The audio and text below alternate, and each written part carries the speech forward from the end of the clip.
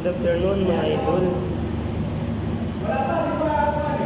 Kumusta na kayong lahat? Saan mo kayo sulok ng mundo? Sana nasa mabuti kayong kalagayan. Yan. Okay na yung aming butis. Hindi na lang ang kulang. Hindi na lang ang kulang at sa mga upuan. Magana na yung aircon. Yan. Ito yung mga sabitan ng TV. Mga idol.